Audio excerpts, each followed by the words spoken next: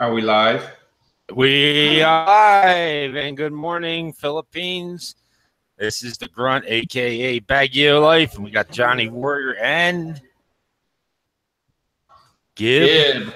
Gib is with us. Yeah, We're live. Gib is with us, but he's busy at the moment, so he'll be with us in about 5 minutes. Okay. So I wanted to get with Gib. So how's everybody out there's week going? We are episode 4 of the Foxhole now, and hopefully from this point forward, we'll have good internet. We'll have Johnny and Gib with us. Yes, this is working out just fine on our part. It's Lima Charlie on this end. So we're good. We had a productive, we did get something accomplished this week for FMP wise. We did check out the hospital. Yes, Notre Dame, right? University, and we were, and it looks like, with the ancillary support systems that are there, that is a hospital that's right to place for that program and get them a packet. I'll have to go down and talk to Jack to get the packet and see how he's been doing it and get some fine tuning in, and we'll come and do that. Yes, because I have a doctor now who's the POC over there at that ancillary building. Cool. So, from a medical standpoint, though, you were impressed, right? With the service that we provide over there. Yes.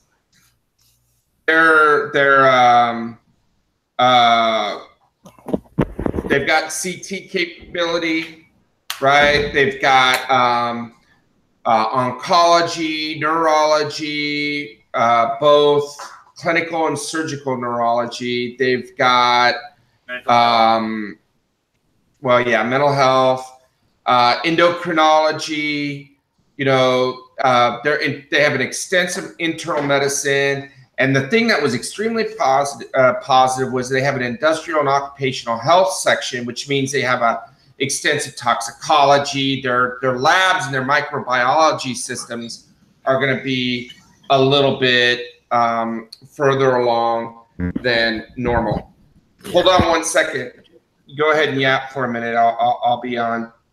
Just give me a sec. Okay. All What's happening in Crazy Con now? Yeah, we're working things out for people in the Philippines. I got to name 2 more. One on there's a hospital in Iloilo that I got the name to, and thanks to Bobsy. And I've got the name of one in Negros that we're going to try to work things out to get a packet down to. Okay. Now, did you have a main focus for this episode? Because if you don't, I do. Well, actually, I would like to hear what the changes are to Gib. If Gib, when he comes back, can explain to us about this new system they got for checking in down there. Okay, the kiosk. Yeah. Right. So you want to talk an hour on a kiosk? Well, that's part of it, dude. That's part of it. All right. So let's talk about. I'm gonna let Gib. Let's let Gib do the updates on the kiosk down at the VA. What he's doing is we're still trying to do the setup on this thing, and what we're having to do is I don't have a Y splitter for headsets yet, so he's gotta go on to his phone. What is that thing called? Phone. Right, and bring up the YouTube. That thing he never answers. The technical term for this thing is a telephone. Cell phone. Yes, cell phone. That thing he never answers. No, well, I don't carry one anymore, and he really doesn't carry his either. So it is what it is. And so he has to bring it up and put earbuds in. Otherwise, on the computer with this mic, we'll get a reverb and you'll get that continual feedback and everything. So we're trying to. It's perfect. I do not want to know what you guys did. You got somebody standing on the roof with one hand on the router and one hand out the window. That might have. Oh. The play button could have. Is it working? Oh, I do have an announcement for anybody who is in the Philippines. The RAO will be hosting in the near close future here, the Navy and the Marine Corps It won't recruiter. be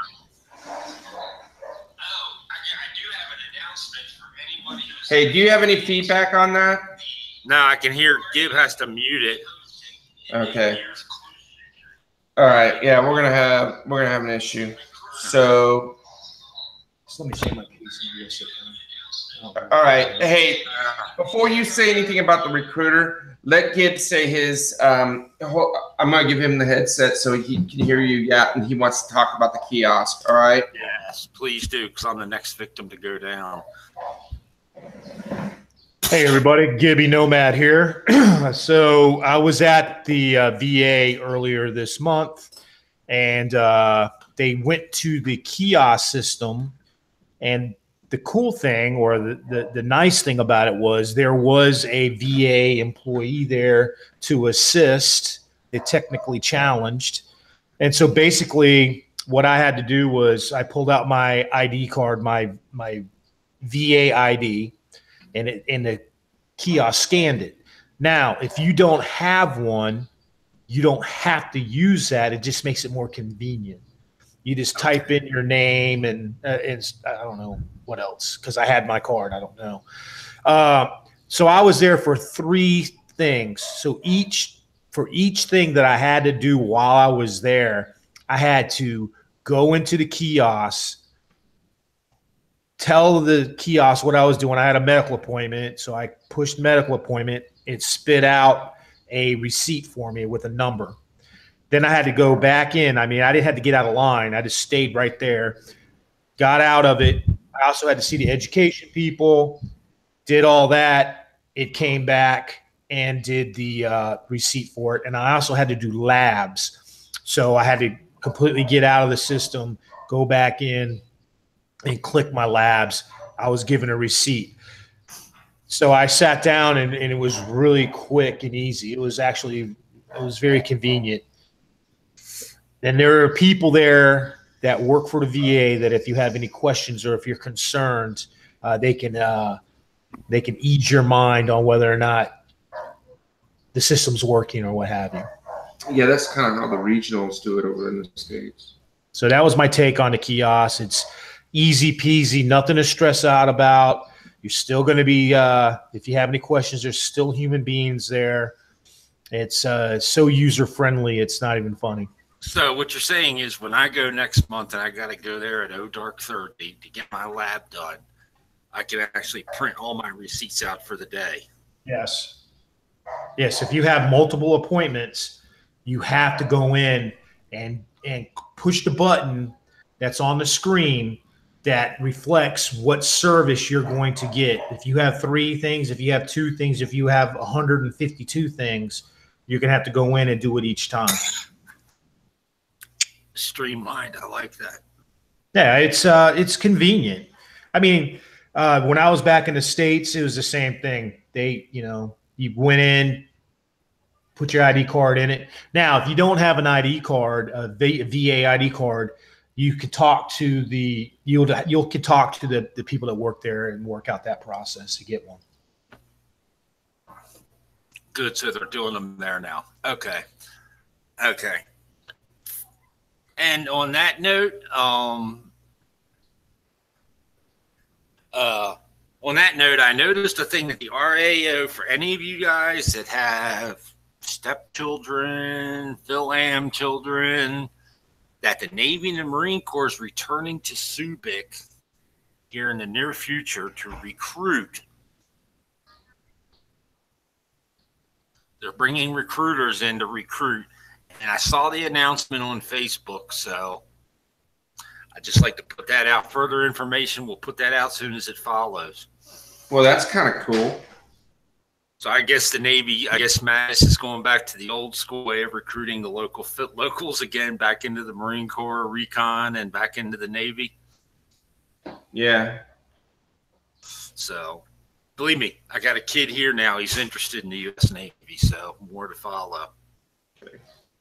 All right. So some of the other topics that we can discuss. Let's talk about urban legends in policies and procedures with the VA and disability and what you can and can't have and what you can and can't do, et cetera. Because actually you've been kind of on the ancillary line with this whole thing, Eric, with, caregiver and helping out with VA, all this stuff. So guys, here's what I want to do is Gib and I, because of certain situations with Gib and what he wants to do,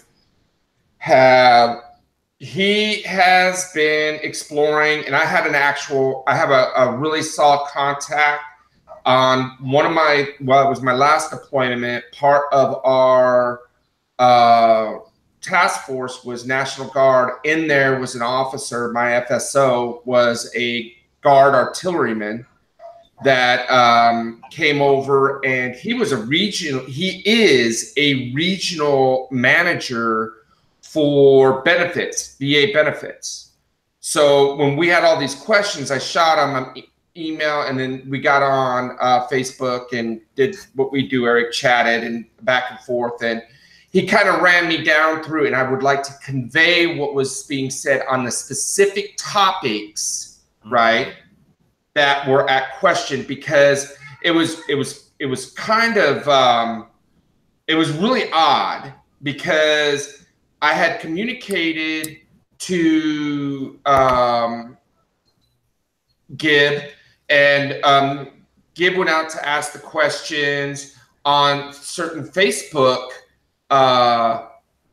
channels, and the information that he was getting back from these Facebook chat rooms was so, you were getting everything from at least a few people were kind of close to people who were so out there that it was misinformation. So I just want to convey this and make sure that the proper information is going. So you're going to have to allow me to give you all of it, Eric, and just absorb it for a minute, okay? You're the man. Well, no, this guy was the man, and Gib is going to make sure, because I gave him the information fresh. So if you hear him chime in and correct me, that's because he knows it too, and I gave it to him immediately after having it, and sometimes I forget. All right. So the first thing that I want to do is we're going to break it down in several different things. And the first one, let's talk about pay, disability pay, the paychecks that a disabled veteran get. And there's two forms of that kind of compensation, and one of them is called concurrent pay. That's where an individual that has served 20 years gets his full retirement, as well as, up to $3,500 from the VA for 100%. And Gib actually is concurrent pay. I am too. All right.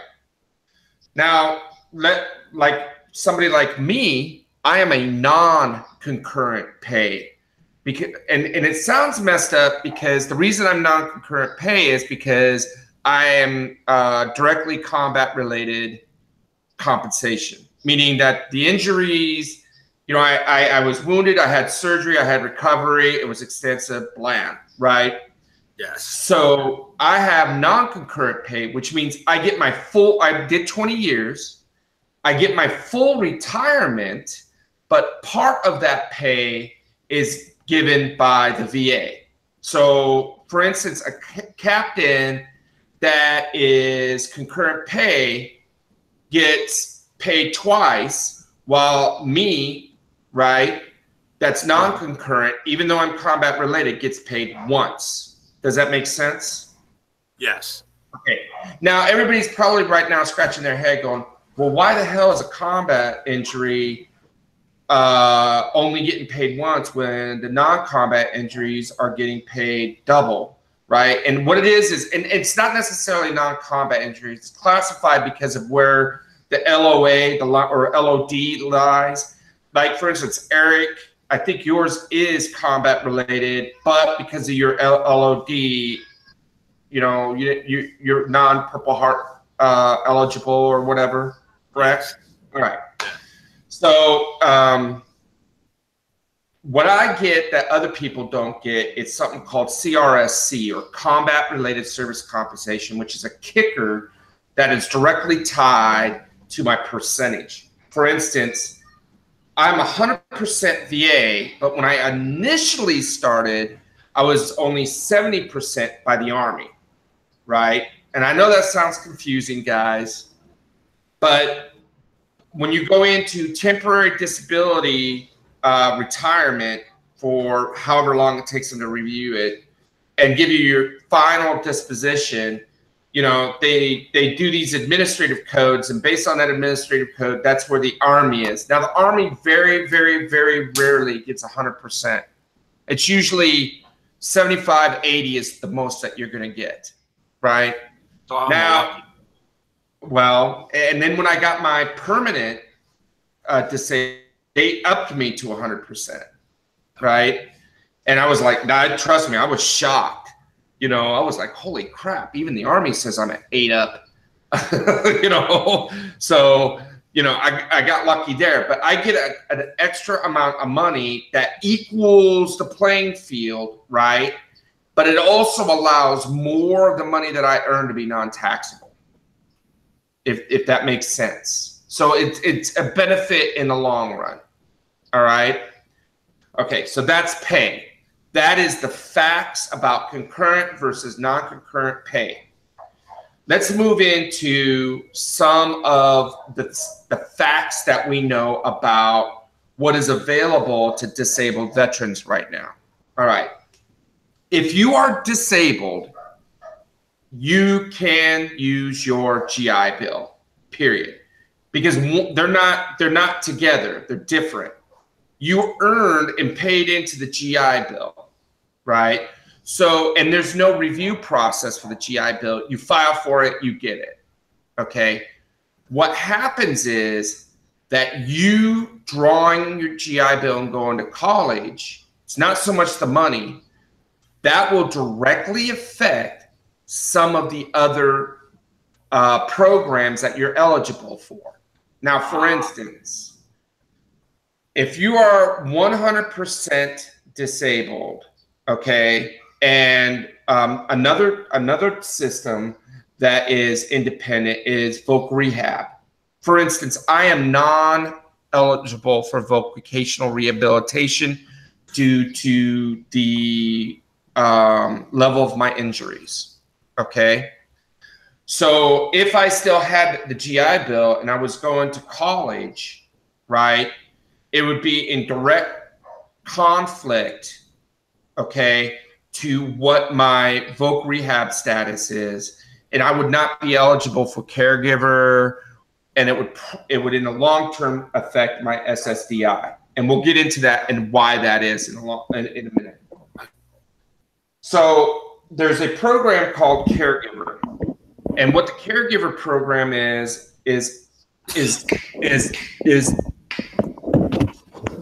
hold on a minute.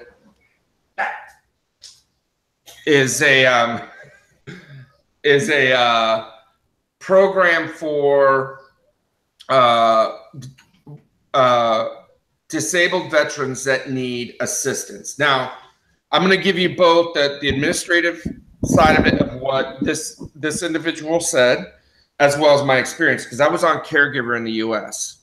All right, so I've been in the system and I understand what it is. And what the Caregiver is it's a program where family members or spouses who have to give up a job in order to care for their soldier, Marine, sailor, airman, right, are compensated so that the financial hardships are at least leveled out.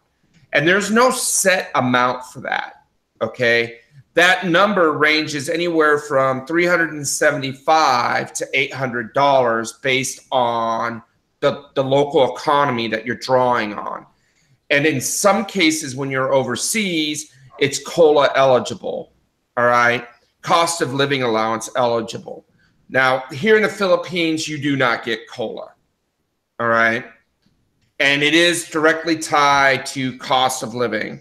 So I do not know what that amount is. He could not tell me what that amount is. That's something that would be done regionally. But just for the sake of argument, let's say it is $600. Okay. It may or may not be $600, but just to make the conversation flow, we're going to say that the amount is $600. The first thing that you do is you will take your medical background for what disability that you're requesting your caregiver process to your primary medical provider for that. For instance, if it's mental health, it's going to be a psychologist or psychologist or a psychiatric care professional. Social workers, stuff like that, they won't work. It's got to be a PhD, MD.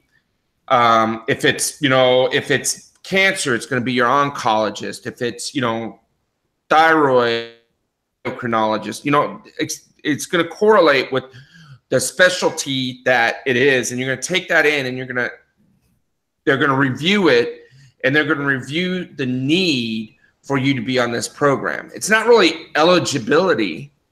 What they're doing is saying, okay, this individual needs to be cared for. So this person that he's presenting is caring for them. Medically, they meet the standard for that care. And then you take that packet, submit it to the VA.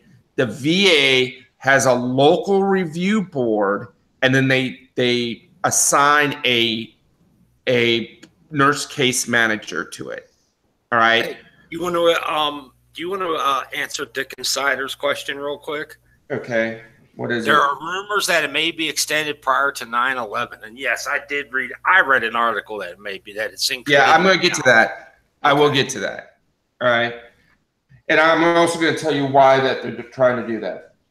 Now, the next review process after your medical care provider is at the VA. The VA reviews eligibility. Okay.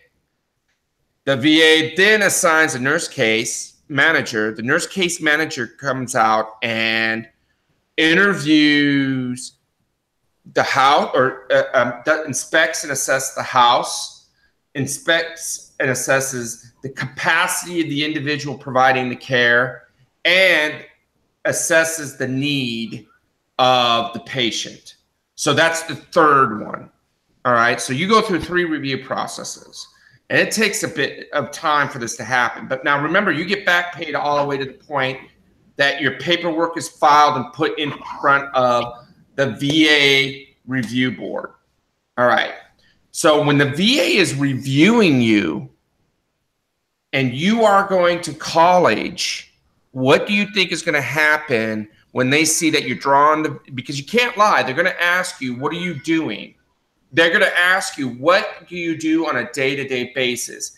And if you're going to sit there and say, well, you know what, I get my butt up at 6 o'clock in the morning, hop in my car, drive to college, and then drive myself home, you're going to be eliminated from the program.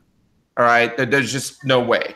So going to college is going to disqualify you from the caregiver program. Does that make sense? Yes. All right. Because what you're doing is you're giving a blanket, non-detailed example of where you are capable versus non-capable. Now, there's going to be a lot of arguments about, well, you know, it depends upon the ailments and all this stuff. The number one reason that an individual gets caregiver program is generally related to medication, right? Medication overdose, medication mismanagement, medication misuse, self-medicating, over-medicating, you know, all that falls on that. And that's the number one reason why they accept you into the caregiver program, because you need to be managed. So if your manager is not there, right, to manage you, they're not going to pay the manager. That's black and white.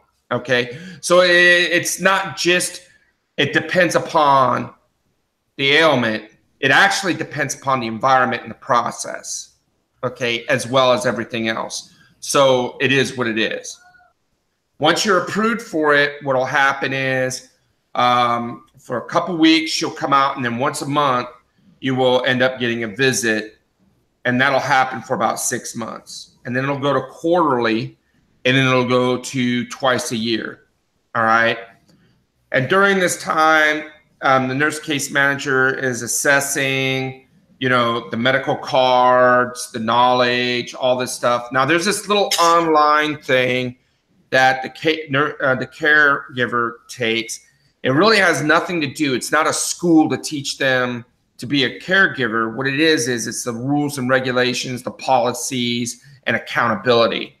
All right. Just like it's the standard operating book for the administrative side of the caregiver program. It takes just a couple hours. They go through it. That's it. Done. They take that certificate, hand it in, because they've been pre-approved for the program. They were sent the link. They have to email that certificate in. The package finishes up its processing. The nurse case manager comes out, does their assessment. When they're done, you know, like within weeks after that, you start drawing the pay. That's how the caregiver program works. Now, yes, there is not just talk. It's going to happen, but they're going to extend the caregiver program all the way back to World War II vets. And here's why. The VA has seen the benefits of paying home caregivers and how it is actually saving them money in the budget, right? Because think about it. If you got somebody that's there managing these individuals, the cost of emergency room visits from medical overdoses, just of having professional caregivers come into are as 4 times what they're paying for the caregiver program. So in every avenue, it's a money saver. Continue that, and over the last, before they had this plan, there was a constant battle in funding. Every fiscal year, they were, okay, this may be the last year. But now they have a clear long-term vision with the program, and this is going to be a institutable program for the majority of those that are in need. It's a good thing. Trust me, it's going to be a great thing. All right. It is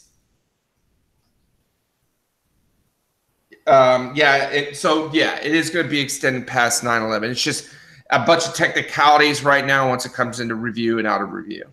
Does that answer your question? Yeah. Okay, that answered the question. There's another rumor being dispelled around, and maybe you can put some light on it. It's about drug use and VA benefits. Okay. All right, let's get into that. Let me finish the last part of it, and then we'll get into that. All right. Now, Social Security disability and VA benefits. Okay. All right. Here is where, again, it is a standalone entity, and there is probably nothing in the VA system that is going to really, there's 2 ways to look at it. If you are a disabled veteran, your primary care is coming out of the VA system. All right. If you are going to mental health college, that is going to tie into the mental health the mental health provider's assessment of your cognitive ability, your capacity. He's going to, hey, that's a good deal. How is class going? He's going to use that as a litmus and that interaction to help. And you're going to be able to have a large scale a long-term documentation while you're going. The problem is that documentation is also going to show you interacting in a non-full disabled capacity. Okay. I mean, we can't have our cake and eat it too in a lot of this. You need to understand, you know, the way things look within the healthcare system. Now, let's say you decide you want to go to college because, you know, maybe Social Security, you're kind of on the fence of eligibility anyway. So it just makes better sense to go to college and see how that pans out, right? You're probably casting, you know, the last match on that bridge, and that it's not going to happen. But if you are fully disabled, right, you don't have the capacity to do that, you're also qualified and you get the caregiver program.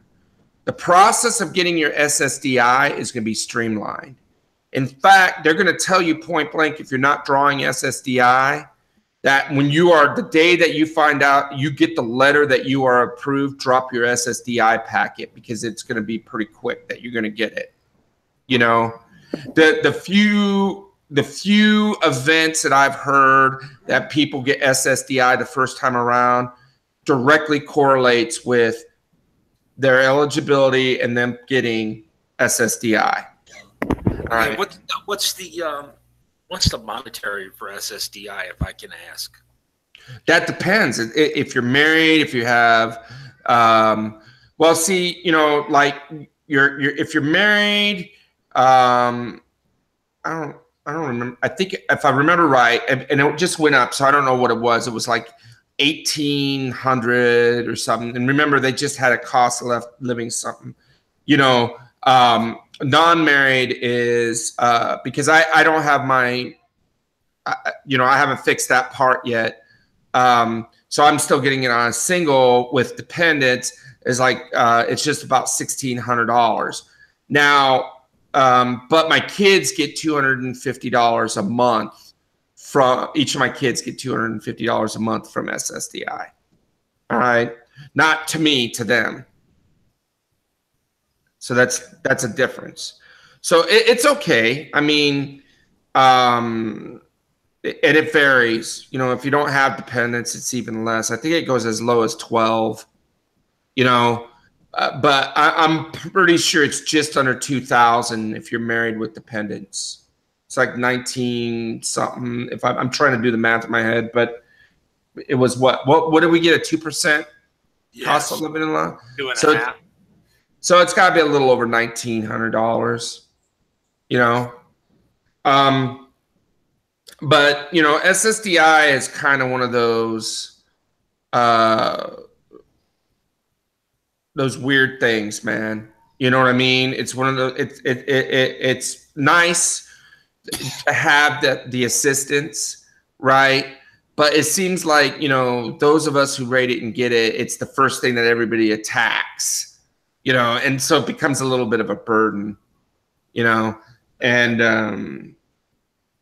it is what it is. Now, go ahead and finish what you were saying about drug use and VA benefits. There's a rumor dispelled around Dick and Cider about marijuana use, and they piss test you now. And I know for one thing, they did a what do you want to call it, toxicology on mine one time. It showed the medicine that I was taking. Mm-hmm. So I knew there with the administration change that.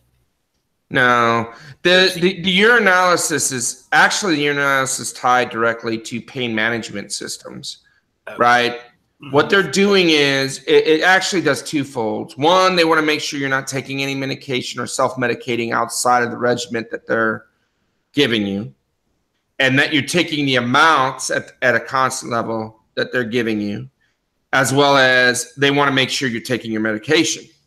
All right, so that's what that urinalysis is for. Okay, because they're, I know Dick Insider didn't have anything to do with that rumor, but it was brought up by somebody else that if they're going to start peeing people, pissing people. They've been doing that. They were doing that. They were doing that when I was active duty.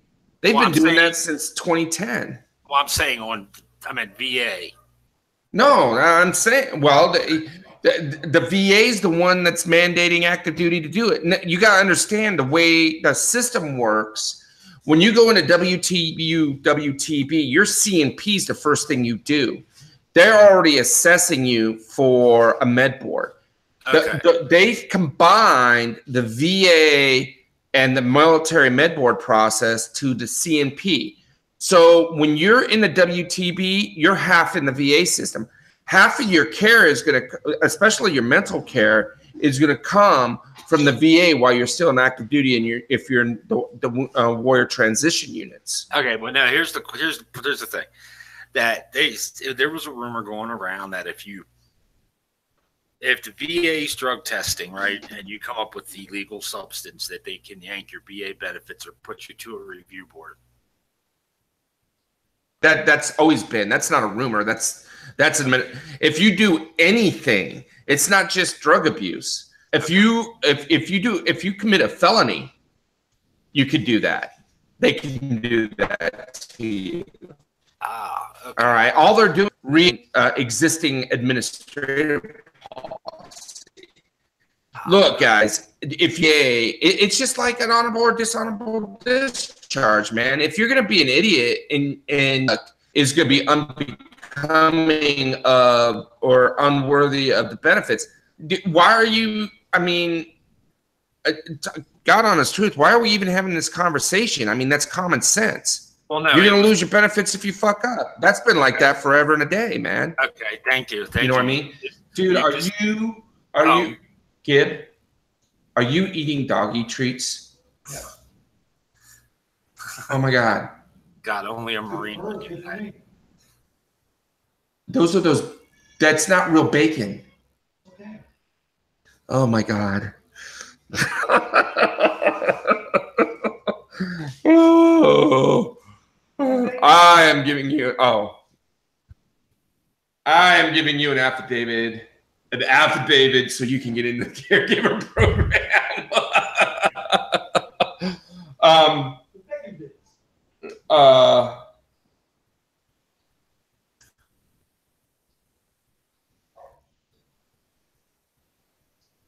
Okay, I don't. All right, here is Dick Insider is saying marijuana use equals no effective benefits, no UCMJ either.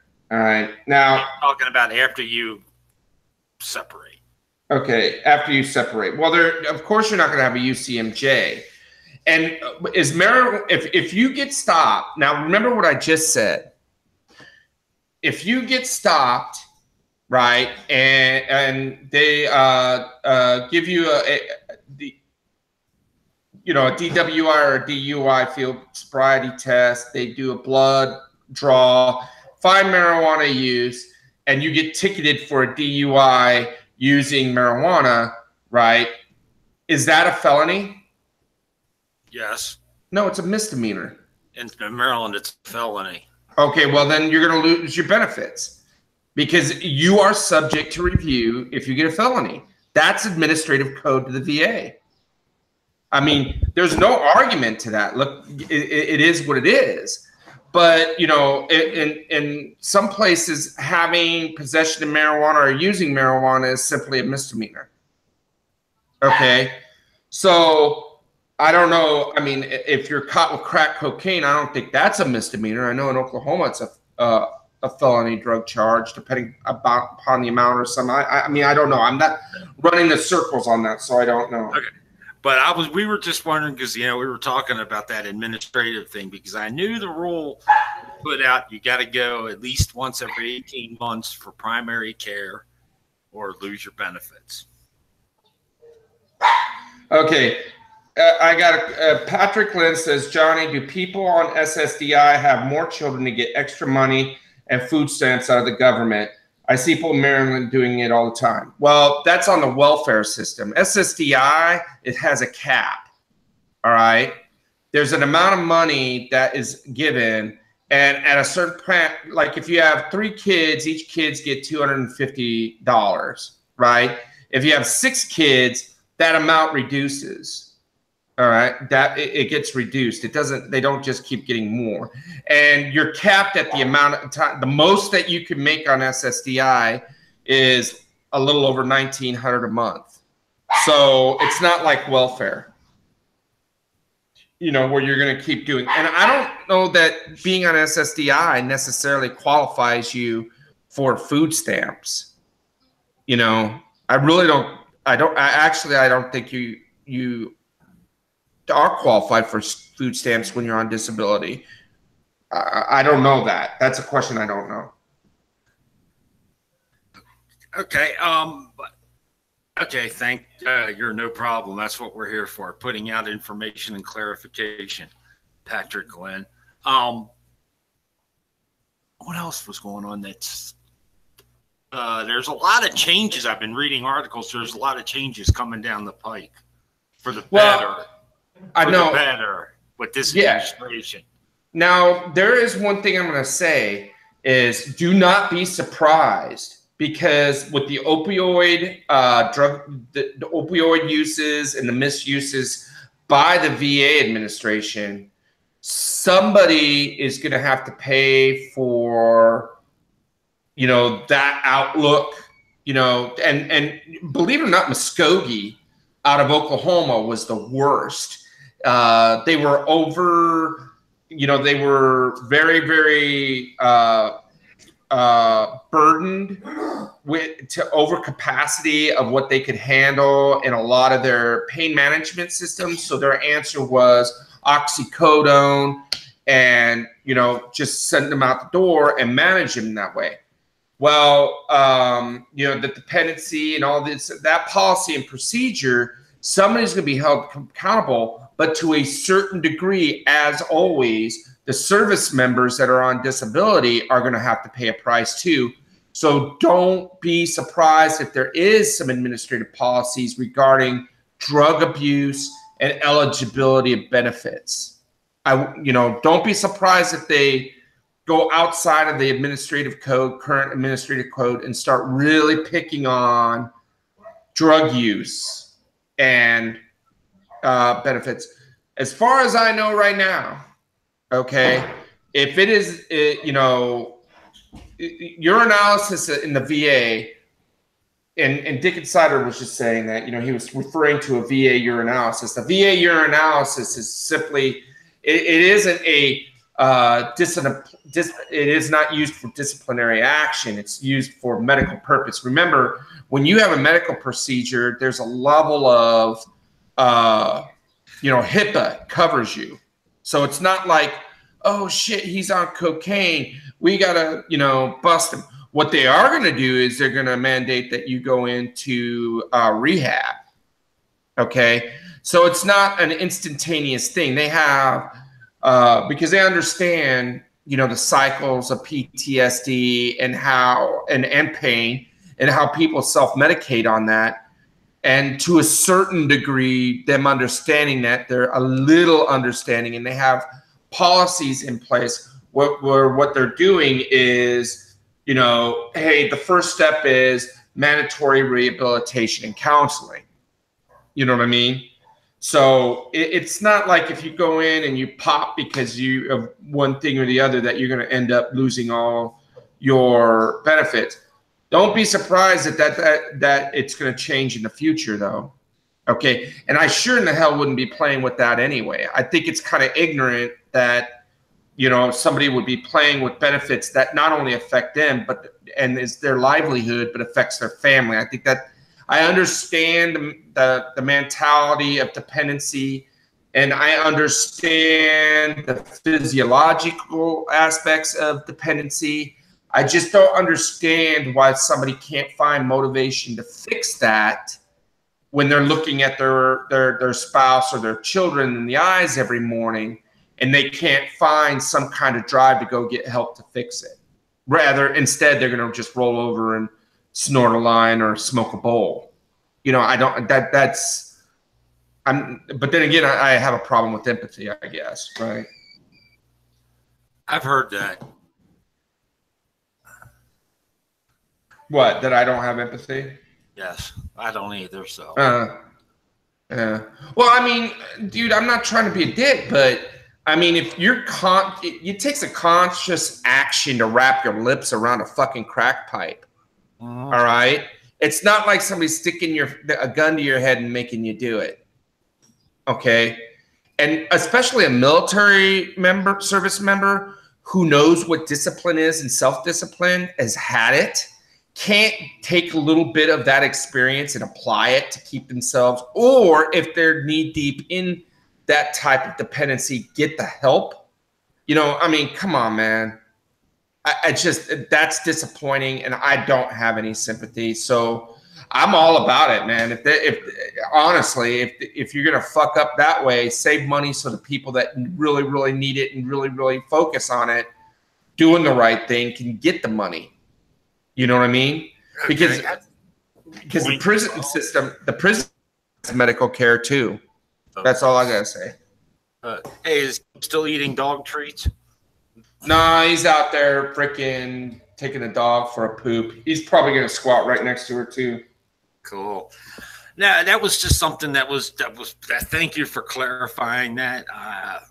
Well, I don't know that I clarified anything other than reiterated that there's administrative code. Why don't we touch on this 18-month rule policy?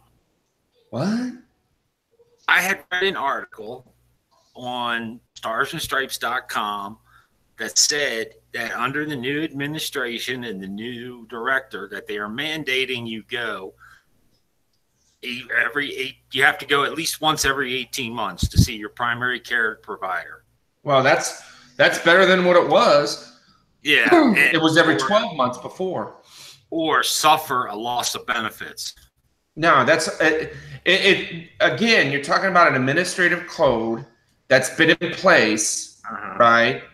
And it sounds like what they did is extended it. You know, if you're 100% disabled, you're mandated to go see your primary care manager once a year. Now, if you're saying that they extended it to 18 months, I mean, that's a plus. So you get an extra 6 months. It might be just because I found out I have never been to a VA in the States. But everybody's telling me a night and day difference between the one we have here and the ones that are stateside.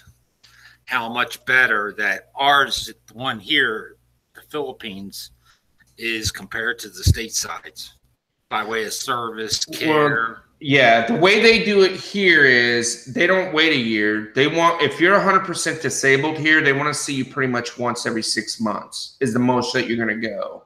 Yeah, that's what they got me doing. They got me every 6 months. So, I mean, that's the longest that, and to be honest, that's because the damn PCMs on these color teams actually care. All right. They care about their veterans. And I honestly believe that because I get my butt chewed out by my PCM every time I go in there about how I'm not doing this, how I'm not doing that, and how I should know better and all this other crap. So trust me. She's always telling me I got to lay off the lechon. So more Mongo. Mine tells me that. Mine tells me I need to lose more weight. Yeah. Got to lower the cholesterol. Then she says something to my wife in Tagalog because my wife goes so she can understand, which I advocate, guys. If you're here in the Philippines and you have a better half, take them with you. Just then they can understand what's going on better. Yeah, that's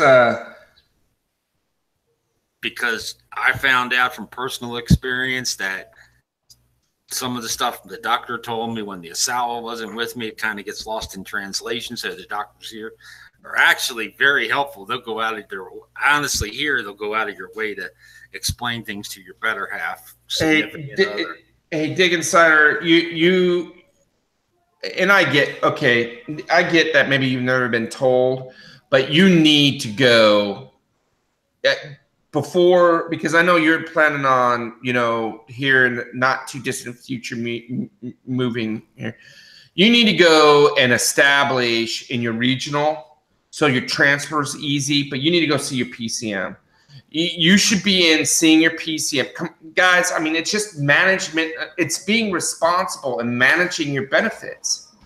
Because how are you going to know what's available to you or what you're eligible for if you're not going in and seeing your PCM or going in and seeing an administrator at least once a year? I advocate every 6 months you should waste the time to go to the VA and find out what's new. All right? I mean, if anything, they're documenting that you're there and you're actually interested in your care. Because, I mean, yes, there's laws that protect the budgeting of our programs, but when it comes down to eligibility reviews and stuff like that, if you are not actively engaged in your own care, why the hell is a PCM going to care? If you don't care, they got other people that do care that they need to provide for. Seeing a private doc. Okay, that's great, but at least once a year you should be going in. In fact, you should link your private doc with your PCM. There's a system you can do that in My Healthy Vet now, right? Where they can that way your all your notes and everything are in the VA system, which makes things streamlined for SSDI and everything else, right? And there is no question because sometimes they have periodic reviews.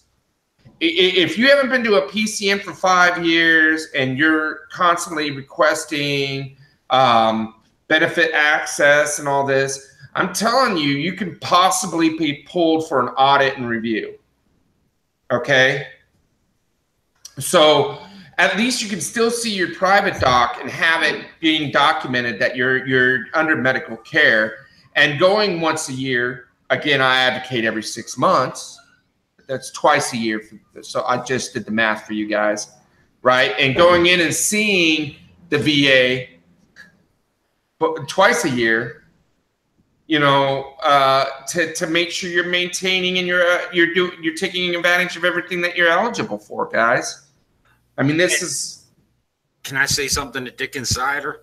Yeah. If you're moving to the Philippines, Dick Insider, and you're coming up this way towards northern Luzon, I think one of the three of us would be more than glad and wouldn't have a problem with. I can't speak for Johnny or Gib, but I think one of us maybe would take you down to the VA with you the first time. Yeah, easy. But the thing is he should probably go in and reestablish everything with the pretense of, hey, going in there and telling him, look, I'm getting ready to move. What do I need to do? And documenting, taking everything he has physically to be put in to his records in the VA, right? Bring in hard copies. Yeah, because he needs everything that the private doctor's writing in on his VA records so that the VA, when they start doing assessments and reviews, has something to go on. Because these administrators that do these reviews are not doctors, okay? They're healthcare administrators, and their job is to streamline processes.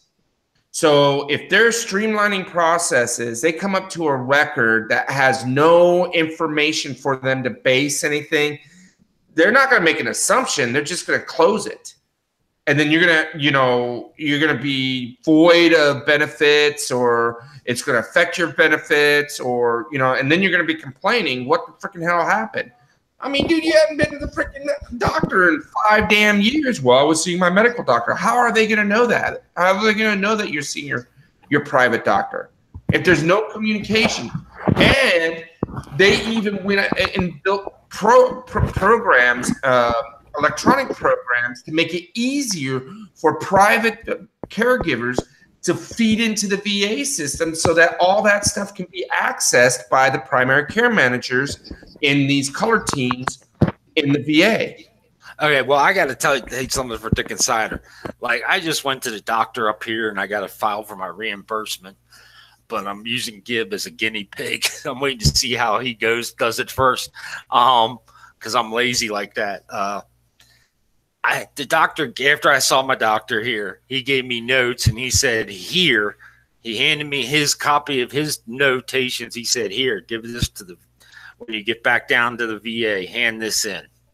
So actually, I'm going to go hand the notes into the VA from the private care doctors here. Yes, it's perfect. But the doctor I see here at Notre Dame, there's two of them that were before FMP came out, that were the LOA doctors for the VA in Manila, the Manila VA system. And actually, Dr. Tambayan, I got to give him his props. Dr. Wilson, he's fucking awesome. So, hey, how about next week we talk about My Healthy Vet? Yeah, we could do that. We could go through the system on My Healthy Vet. That way you guys know what it is. They've linked it. They've cross-linked these systems in My Healthy Vet. I think the new system, correct me if I'm wrong, Gib, isn't it My Vet now is what it is short? But they've got it where like Eat benefits and they're all into one tie now. But I still use My Healthy Vet because there's some things on My Healthy Vet that you have access to. One of them is getting that bridge between private, your PCM, and My Healthy Vet. So yeah, we can go over that. That'd be cool. We can touch that next week because we're hitting an hour and the weather's nice and I'm taking. It's raining here, and I'm going to go out and walk. You should. Yes, I'm actually going to leash up the Rottweiler and take her for a walk. Sweet. So on that note, guys, thank you. Hey, also next week, Bobsy was going to come on this week and talk a little military family history. His great uncle was an Anzac in World War I. His transport got torpedoed on its way to Gallipoli, so he's going to relate that story next week. I've been in contact with him. If that's okay with you and Gib, you guys want to hear the story? Yeah, I thought that was part of what we do. Yeah, he's going to put that story out. Then we're going to talk My Healthy Vet, which a lot of people, one guy down there at Negros doesn't know how to use it. Well, he hasn't even been to the VA here yet. So on that note, guys, we're going to exit this one this week. We're growing. Thanks for watching. And that's it. We'll see you next week. Same time. Bye.